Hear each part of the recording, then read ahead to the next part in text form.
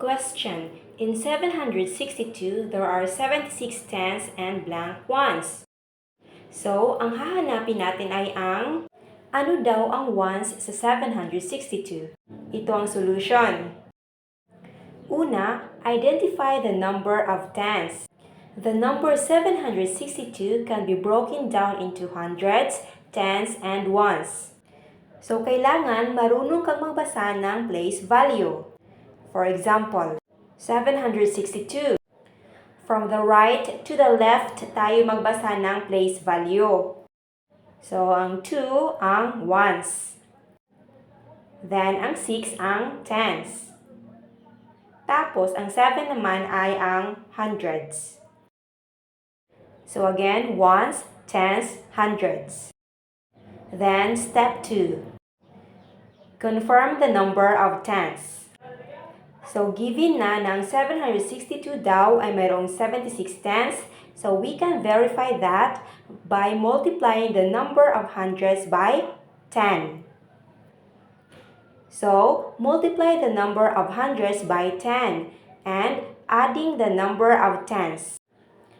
So again, we can verify that by multiplying the number of hundreds, which is 7, by 10. So, 7 times 10 is 70.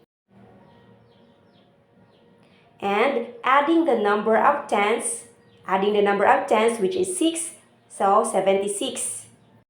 Ayan, so given na yan. 76 tens. And then step 3. Determine the number of ones. So ito lang ang sagot guys, napakasimple lang.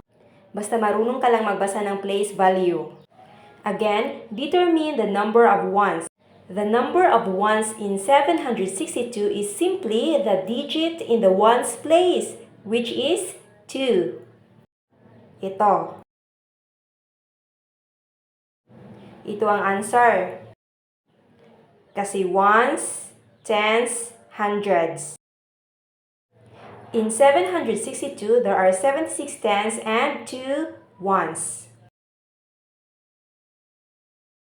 O diba, napakasimple lang. So, the final answer is, the number of ones in 762 is 2. Another questions. Same thought lang siya pero different numbers.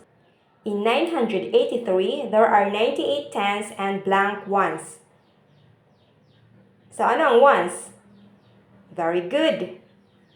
3. Then next. In 386, there are 38 tens and blank ones. Anong answer? So, 6. Tama.